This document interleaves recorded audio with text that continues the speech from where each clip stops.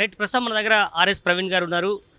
ఈ మధ్యకాలంలో జరుగుతున్నటువంటి పరిణామాల మీద, అదేవిధంగా బండి సంజయ్ మీద లీగల్ నోటీసు కేటీఆర్ ఇవ్వడం కావచ్చు, అదేవిధంగా గువ్వల బాలరాజు బీజేపీలో చేరాడు. మొన్న మనం ఇంటర్వ్యూ చేసినప్పుడు అప్పుడు ఏ పార్టీలో కూడా చేరని పరిస్థితి. ప్రస్తుతం ఆర్ఎస్ గారు ఉన్నారు. ఎట్లా చూస్తారు సార్ తాజా పరిణామాలు, మీరు ఎట్లా అర్థం చేసుకుంటారు? ఎట్లా చూస్తారు? తెలంగాణ ప్రజలు విసిగిపోయి ఉన్నారు. ఎప్పుడెప్పుడు కేసీఆర్ గారు ముఖ్యమంత్రి అవుతారా అని 1000 కళ్ళతో ఎదురు చూస్తూ ఉన్నారు. కాంగ్రెసు బీజేపీల ఈ కూటమి, బహిరంగ కూటమి, రహస్య కూటమి కాదు, బహిరంగ కూటమితో పూర్తిగా చితికిపోయి ఉన్నారు ప్రజలు. గువ్వల బాలరాజు మొన్న కామెంట్ చేశాడు, కేటీఆర్ అచ్చంపేటలో అడుగుపెట్టని అని కూడా చాలా ఇంటర్వ్యూలో చెప్తున్నాడు. ముందు ఆయన ఇంట్లో నుంచి బయటికి వెళ్ళమని చెప్పండి గువ్వల బాలరాజు గారిని. వాళ్ళ కార్యకర్తలే చుట్టుముడతారు ఆయన కేటీఆర్ గారి మీద కామెంట్లు చేసి, కేసీఆర్ గారి మీద కామెంట్లు చేసే అర్హత, స్థాయి గువ్వల బాలరాజు గారికి లేదని నేను అనుకుంటున్నాను.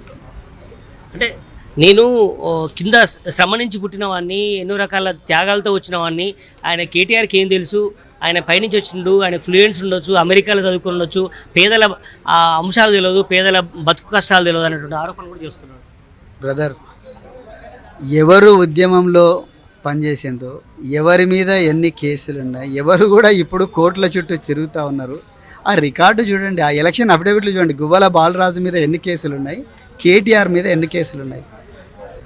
తెలంగాణ మలిదశ ఉద్యమం స్టార్ట్ అయిన నాటి నుంచి నేటి వరకు కూడా పోరాడుతూనే ఉన్నాడు కేటీఆర్. గువ్వల బాలరాజు గారు ఎక్కడ పోరాడిండు, ఎంత పోరాటం చేసిండు, ఎన్ని కేసులు ఉన్నాయి, ఆయన ఎన్నిసార్లు జైలుకు పోయిండు గువ్వల బాలరాజు గారు, ఎన్నిసార్లు ఆయన గృహ నిర్బంధంలో ఉన్నాడు. చెప్పడం ఈజీ, ఆధారాలతో నిరూపించమని చెప్పండి. కేటీఆర్ గారు ఈ తెలంగాణ రాష్ట్రాన్ని ప్రపంచ పటంలో నిలబెట్టిండు. గువ్వల బాలరాజు గారు తన ఇల్లే తన ప్రపంచంగా బతికిండు. లేకపోతే ఏమంటారు, తన అచ్చంపేటలోనే తిరుగుకుంటా అచ్చంపేట ప్రజలకు దూరం అయిపోయిండు. ఆయన అచ్చంపేట ప్రజలకు కూడా దూరం అయిపోయింది. అందుకొరకు ఆయన బీజేపీలో జాయిన్ అయినప్పుడు ఆయన వెంబడి ఎవరు పోలే. అందరు కూడా, ప్రజలందరూ కూడా బీఆర్ఎస్ వైపు ఉన్నారు, కేసీఆర్ వైపు ఉన్నారు, కేటీఆర్ వైపు ఉన్నారు. గువ్వల బాలరాజు వైపు ఆయన కూడా ఎవరు పోలే, ఒక్కడే పోయాడు. ఆ పరిస్థితి ఎందుకు వచ్చింది? బాలరాజు చాలా మంది కూడా అదే అనుకుంటున్నారు. కనీసం జెడ్పీటీసీలో లేదా ఎంపీటీసీలో లేదా ఇంకో రాళ్ళు, ఎందుకు ఆ పరిస్థితి? ఈ ప్రశ్న బాలరాజు గారిని అడగాలి. మీ ఎంబడి ఎందుకు జెడ్పీటీసీలు, ఎంపీటీసీలు, మీ పార్టీ అధ్యక్షులు ఎవరు? మరి 15 సంవత్సరాలు ఉన్నారు కదా మీరు. ఆయన రాసిన రాజీనామా లేఖలో 2 దశాబ్దాల అనుబంధం ఉంది బీఆర్ఎస్తో అన్నాడు. మరి 2 దశాబ్దాల అనుబంధం ఉన్నప్పుడు కనీసం 20 మంది అయినా పోవాలిగా ఎంబడి. ఇద్దరు కూడా పోలేదు పార్టీ నాయకులు ఎవరు కూడా. బ్రదర్, ఒక్కటి మీరు అవునన్నా కాదన్నా, కేసీఆర్ గారు లేకపోయింటే తెలంగాణ వచ్చేది కాదు. తెలంగాణ 100 సంవత్సరాల నుంచి ఆ నినాదం ఉన్నది. కానీ కేసీఆర్ గారే తన రాజకీయ చతురతతోని, ఒక గొప్ప అంకిత భావంతో, ప్రాణ త్యాగానికి కూడా సిద్ధపడే ఆ రోజు 2001లో టీఆర్ఎస్ అనే ఒక పార్టీని స్థాపించి 2009లో సచ్చినా మంచిదే తెలంగాణ రావాలని చెప్పి ఈ నిర్ణయం తీసుకున్నాడు. కాబట్టి తెలంగాణ సమాజం అంతా కదిలింది. అవునా? మరి అలాంటి ఒక గొప్ప వ్యక్తిని మేము ఎమ్మెల్యేల అందరం నీకు పెట్టిన భిక్ష, ఇతనే నువ్వు సీఎం అయినా అనడం భావ్యమేనా? నాకు నిజంగా అందుకొరకే బాలరాజు ప్రజలకు దూరం అయిపోయాడు. ప్రజలందరి గుండెల్లో కేసీఆర్ ఉన్నాడు. ప్రజలంతా కేసీఆర్ గారు వెనుకున్నారు. బాలరాజు ఇట్లా మాట్లాడుతున్నందుకే ఆయన ప్రజలకు దూరం అయిపోయాడు. రేపు ఆయన ఇంట్లో నుంచి బయటకు అడుగుపెట్టే పరిస్థితి లేదు. కేటీఆర్ గురించి కాదు, ఆయన ఇంట్లో నుంచి బయట అడుగుపెట్టే పరిస్థితి లేదు. ఆయన ఇంట్లో నుంచి బయట అడుగుపెట్టిన వెంటనే ప్రజలే చుట్టుముడతారని నేను అనుకుంటున్నాను. గల్లీ రాజకీయం చేయను, ఇక్కడ నుంచి ఢిల్లీ రాజకీయం చేయదలుచుకున్నాను. పెద్ద ఎత్తున ఇక్కడ నుంచి మొత్తం ప్రక్షాళన చేసే ఉద్దేశంతో నేను జాతీయ పార్టీలో జాయిన్ అయ్యానటువంటి విషయం కూడా చెప్తున్నాను. ఇక ఈ గల్లీ ఢిల్లీ లొల్లి ఆయన్నే అడగండి. ఆయనకు అంత లేదండి, ఆయనకంత స్థాయి లేదు, ఆయనకంత సీన్ లేదు. సో అలాంటి ఎవడైతే నిజంగా బీజేపీలో పోయినప్పుడు మొత్తం కాన్స్టిట్యున్సీ నుంచి అందరూ కూడా కదిలిపోవాలి, అంత సీన్ లేదండి. పార్టీ గొప్పది, పార్టీ తల్లి లాంటిది, పార్టీ పెద్ద మర్రి చెట్టు లాంటిది. పార్టీ అనేది కులాలకు, మతాలకు, ప్రాంతాలకు అతీతంగా, నాయకులకు అతీతంగా పార్టీ అనేది ఒక గొప్ప భావన. ఈ పార్టీని దూరం పోయిన వాళ్ళు ఎవరు కూడా మళ్ళీ పార్టీ కాదని బతకలేరు. అంత ఇంపార్టెంట్ కాదు. కేటీఆర్ని చాలా ఈజీగా తీసుకుంటున్నాడు. ఆయన నియోజకవర్గంలో కూడా చావు తప్పి లొట్టపోయినట్టుగా చాలా తక్కువ మెజార్టీతో గెలిచాడు. నేను ఎక్కువ మెజార్టీతో గెలిచాను 2 సార్లు అని కూడా చెప్తున్నాడు స్టార్టింగ్లో. గొప్ప మెజార్టీతో ఓడిపోయాడు కూడా. ఘోరమైన మార్జిన్తో 50,000 60,000 రెండుసార్లు ఎమ్మెల్యేగా చేసి విప్పుగా పనిచేసిన వ్యక్తి 60,000 మెజార్టీతో ఓడిపోయాడు. కేటీఆర్ గారు ఎప్పుడు కూడా ఓడిపోలేదు కదా. అయినా కేటీఆర్ గారు డెవలప్ చేసిన విధానము, లేకపోతే ఆయన ప్రజలు ఆయన వెనుక నిలబడ్డ విధానం, ఆయన రాష్ట్ర నాయకుడు అయినప్పటికీ కూడా రాష్ట్రం మొత్తం తిరిగిన గోలబాలరాజు ఓన్లీ అచ్చంపేటకే పరిమితమైండు. కేటీఆర్ గారు రాష్ట్రం అంతా తిరిగినా కూడా ఆయన ప్రజలు ఆయన భారీ మెజార్టీతో గెలిపించారు. అంతే తప్ప అదే కాదండి, ఆయన ఆలోచించే విధానం కానీ, ఆయన కళలు కానీ, తెలంగాణకు సంబంధించి ఆయనకుండే అభ్యుదయ భావజాలం కానీ బాలాజీ గారికి ఎక్కడున్నాయండి?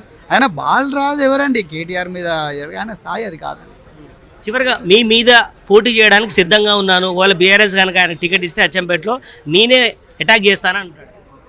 చేయమనండి ఎవరు? నేను ఒక కార్యకర్తను బ్రదర్, నేను కార్యకర్తను. పార్టీ అగ్రనాయకత్వం ఏం చెప్తే అది చేయడానికి సిద్ధంగా ఉన్నా. ఎక్కడి నుంచి పోటీ చేయమంటే అక్కడి నుంచి పోటీ చేస్తా. పోటీ చేయొద్దంటే కూడా పోటీ చేయను. పార్టీ ఏ విధంగా బలోపేతం కావాలి, పార్టీ ఏ విధంగా అధికారంలోకి రావాలి అన్న పార్టీ నిర్ణయానికి నేను కట్టుబడి ఉంటా. ఆ సూత్రం ప్రకారమే నేను పనిచేస్తున్నాను. అంతే తప్ప ఈ గోల బాలరాజును ఓడించడం కోసమో, ఇంకెవరినో ఓడించడం కోసమో, ఇంకెవరు ఏమంటారు కొంపలో చిచ్చు పెట్టడం కోసమో ప్రవీణ్ కుమార్ పార్టీలోకి రాలేదు. ప్రవీణ్ కుమార్ ఒక గొప్ప కళతో వచ్చిండు. ఆ కళ బీఆర్ఎస్తోనే నెరవేరుతుంది. ఈ దేశంలో ఉండే పేద ప్రజలందరికీ కూడా ఒక దిక్సూచిగా బీఆర్ఎస్ పార్టీ నిలబడి, ఈ బీఆర్ఎస్ పార్టీ దేశంలో ఉండే అసమానతలను తొలగించి సామాజిక న్యాయాన్ని నెలకొల్పుతుందనే ఒక ఆకాంక్షతోని ప్రవీణ్ కుమార్ రాజకీయాలు. ఎవరైనా పార్టీ నుంచి పోయే అవకాశం అయితే కనిపిస్తుందా? ఎందుకంటే గతంలో 10 మంది ఎమ్మెల్యేలు వెళ్ళారు, ఎమ్మెల్సీలు వెళ్ళారు, ఇప్పుడు గువ్వల బాలరాజుతో పాటు కొంతమంది వెళ్ళేయడానికి సిద్ధంగా ఉన్నారనే స్పెక్యులేషన్స్ వస్తున్నాయి. బీజేపీ కూడా టచ్లో ఉన్నారంటుంది. చాలా మంచి ప్రశ్న అడిగినారు. అచ్చంపేటలో మొన్న జరిగిన సమావేశం చూసిన తర్వాత ఎవ్వడి కూడా మళ్ళీ ఈ పార్టీకి ద్రోహం చేసే ధైర్యం రాదని నేను అనుకుంటున్నా.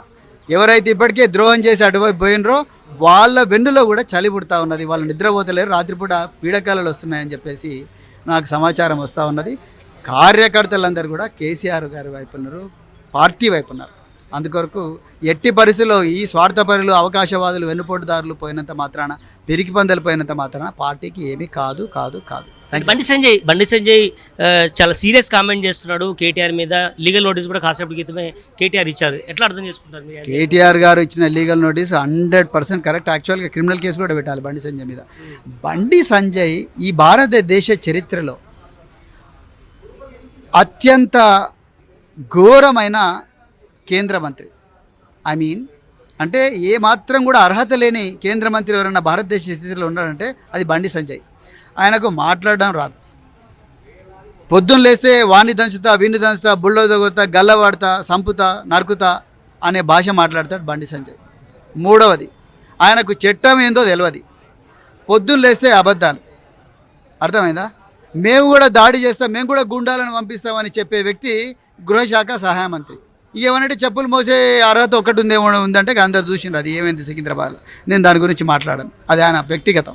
కానీ చట్టం ఏం చెప్తుంది? ఇండియన్ టెలిగ్రాఫ్ యాక్ట్ ప్రకారము పోలీస్ డిపార్ట్మెంటు ట్యాపింగ్ చేయాలని చెప్తుంది.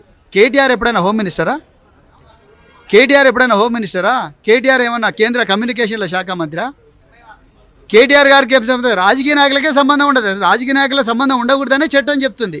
భారత టెలికమ్యూనికేషన్స్ బిల్ కానీ, ఇండియన్ టెలిగ్రాఫ్ యాక్ట్ ఏది కూడా రాజకీయ నాయకులకు సంబంధం ఉండదు. అధికారులు నిర్ణయం తీసుకుంటారు. ఆ విషయం తెలియని అజ్ఞాని బండి సంజయ్. ఆయన మాటలు ఎట్లా మాట్లాడాలి? అందుకొరకే అసలు నన్ను అడిగితే ఆయన జైల్లో పెట్టాలి, ఆయన మీద పీడీ యాక్ట్ పెట్టాలి, ఆయన రాష్ట్ర బహిష్కరణ, దేశ బహిష్కరణ చేయాలి. బండి సంజయ్ మీ ఇంతకుముందు మాట్లాడిన సబ్జెక్ట్కే మీరు విద్యార్థుల కష్టాలు చాలా ఏళ్ళు చూశారు, గురుకులాల సెక్రటరీగా పనిచేశారు. కొత్తగా తీసుకొచ్చినటువంటి జీవో కారణంగా విద్యార్థులకే కావచ్చు, చిన్న కాంట్రాక్టర్లకు తీవ్రమైన నష్టం జరుగుతుంది అన్నటువంటి చర్చ జరుగుతుంది. రేవంత్ రెడ్డి ఇలాంటి నిర్ణయం ఎట్లా దీని మీద ఏమైనా పోరాటం చేయదలుచుకున్నారు? 100% పోరాటం చేస్తాం. 14వ తారీఖు లోపల ఆ జీవోను రద్దు చేయాలి. దీంట్లో జరుగుతున్న లక్షల రూపాయల, కోట్ల రూపాయల కరప్షన్ను అడ్డుకోవాలి. అదేవిధంగా ఈ బడా కాంగ్రెస్ నాయకుల చేతిలో ఏదైతే సంపద పెడుతున్నాడో రేవంత్ రెడ్డి, దాన్ని వెంటనే అడ్డుకోవాలి. మేము రాష్ట్ర వ్యాప్తంగా పోరాటం చేస్తాం.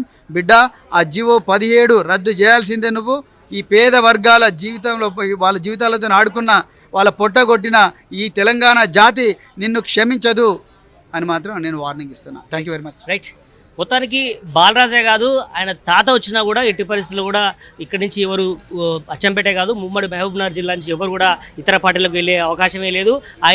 ఆయనకు స్థాయి మించి మాట్లాడుతున్నాడని కూడా ఆర్ఎస్ ప్రవీణ్ ఘాటుగానే సమాధానం ఇచ్చినటువంటి పరిస్థితి మనం చూస్తున్నాం. కెమెరా పర్సన్ కృష్ణతో నరేందర్, జీ తెలుగు న్యూస్, తెలంగాణ భవన్ నుంచి.